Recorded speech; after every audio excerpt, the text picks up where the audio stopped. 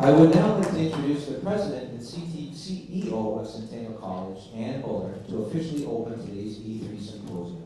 I'm delighted to welcome you here today, and I'm delighted to see that there's so many who are going to have conversations about this compelling and serious topic. As we begin, I'd like to recognize that we are on the traditional lands of the Seneca Mississauga peoples, and I wish to thank them for the use of these lands to honor a tradition of learning and community building. Many of you in this room know that Canada's colleges were founded on several pillars. We were tools of democracy meant to open up post-secondary education to those for whom university was not at the time an option.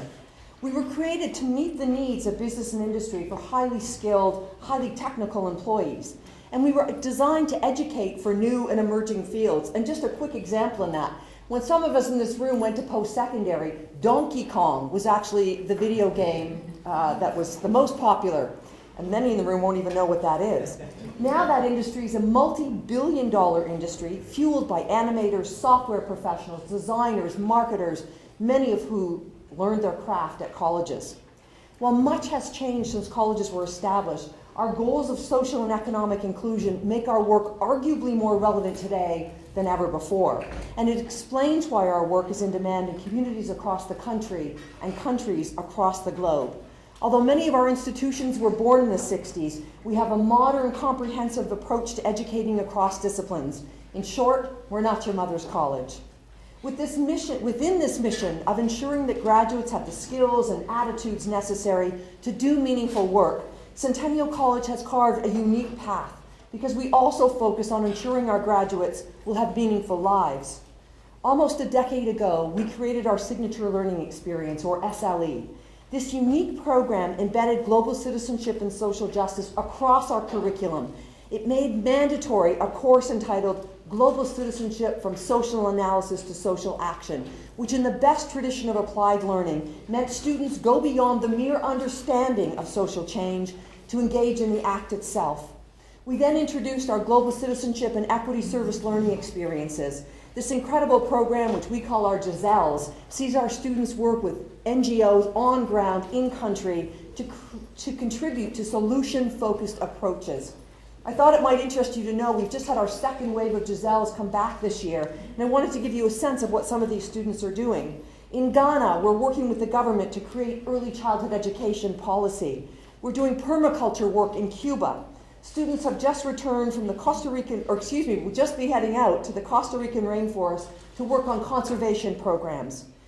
We've been building community in Jamaica through civic and community and leadership engagement. In fact, I had an extraordinary experience in Jamaica just a year ago where our students and students from the University of the West Indies were working on a young girls empowerment session. So while our students and the university students were teaching the high school students this empowerment, we took them through a program.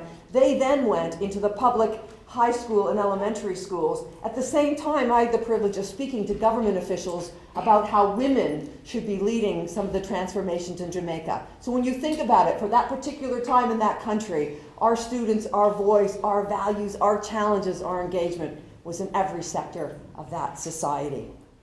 So we're committed to building capacity for making change within our students.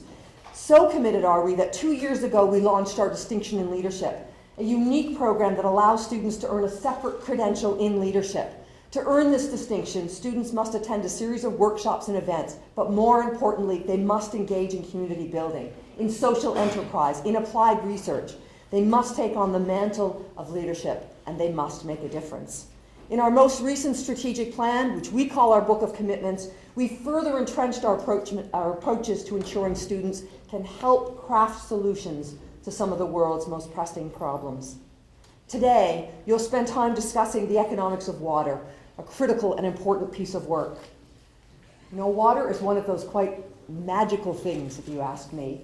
From our earliest expressions of modern intelligence, humankind has known the value of water to sustain life. While the poets speak of its magic and its grace, the artists paint it capturing and reflecting light and life. The songwriter pulls us into its twin characteristics of romance and violence. The writer takes us on voyages of daring and of defiance, and it lures us into the sea with pictures painted with words of sunsets, of beaches, evoking breathtaking sounds of waves hitting the shores. and so our fascination with water follows the duality of its role in our world. It's the foundation for life. It also has a place in art and culture and storytelling and living. But there is no romance in thirst, no good lesson to be found in children dying of waterborne diseases. Clean water is not just a basic human necessity, but a basic human right. Why then do so many still suffer? We know that politics and threats of violence and cultural challenges and environmental barriers, these all play a role in our ability to ensure clean water for many developing nations. But the question must be asked, why is there not more shame among Canadians for the fact that a lack of clean water and sewage treatment is a major challenge on many of our reserves? How, I wonder, do we let this happen on our own shores? In 2012, a report came out stating that more than 99% of Canadians had access to clean water. But in a country with among the most fresh water in the world, 112 of our more than 600 reserves have serious water issues. Why don't we hear the chanting of shame, shame, shame? So it is a Canadian issue as well as a world issue. In 2006, the United Nations Human Development Report noted some of the following, and you know these stats, but I feel compelled to share them. 1.1 billion people in developing countries have inadequate access to water. 2.6 billion people lack basic sanitation. Lack of water is incredibly and most closely related to poverty. Almost 2 in 3 people lacking access to clean water survive on less than $2 a day, with 1 in 3 living on less than $1. 1.8 million children die every year from diarrhea. 1.8 billion people who have access to a water source within 1 kilometer, but not in their actual homes, consume about 20 liters of water a day. In the United Kingdom, the average person uses 50 liters of water a day simply to flush their toilets. Their average total usage is 150 liters. The USA needs to be shamed into doing something about their water usage, an average of 600 liters a day. Lack of water means something to women too, who in developing nations spend hours collecting water every day, and that pulls them out of other meaningful contributions to society. I could go on and on about the impact to health and productivity. 400 million children, 1 in 5 from the developing world, have no access to safe water. It is absolutely criminal, if you ask me. A mere 12% of the world's population uses 85% of its water. And already, this was in the New York Times in an article called, "As Multinationals Run the Taps, Anger Rises Over Water for Profit." And the quote is, "Already corporations own or operate water systems across the globe that bring in $200 billion a year."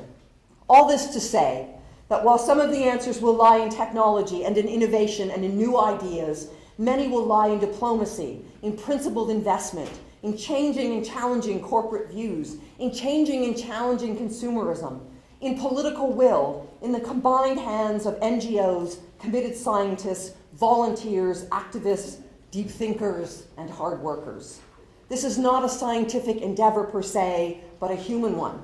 And so we need the collective wisdom of the minds in this room to push harder for access to clean water and sanitation, and to give people that chance to have water as the gift of life that lets them see water in that more magical, poetic, cultural way that many of us have the privilege of doing. I wish you well in your discussions and your deliberations today. And you know, I often use Gandhi's words with our students when we ask them to be the change they wish to see in the world. I think symposiums like this have an incredible opportunity to actually come up with solutions to some of those profound problems. I want to thank you for being here today, for engaging, for challenging each other. And to the students in the room, I ask you to really think about what next for our society, for our Aboriginal communities, for our country, and for our globe. With thanks. Thank you very much, Anne, for certainly underscoring the stark realities and challenges facing the world when it comes to water. But as you said in your ending, it's really a call to action for everyone in this room and beyond. But certainly, you know, the reach out here is to our elementary school, and even the students from Westfield Collegiate, as far as we need leaders. We need young Canadians to move into these areas with the skills and the requirements to make a difference locally, nationally, globally. And so that's really what the call is, and you'll hear from a number of innovators today to give you some ideas as far as how we can make a difference. So once again, Anne, thank you very much. Thank you. Appreciate it.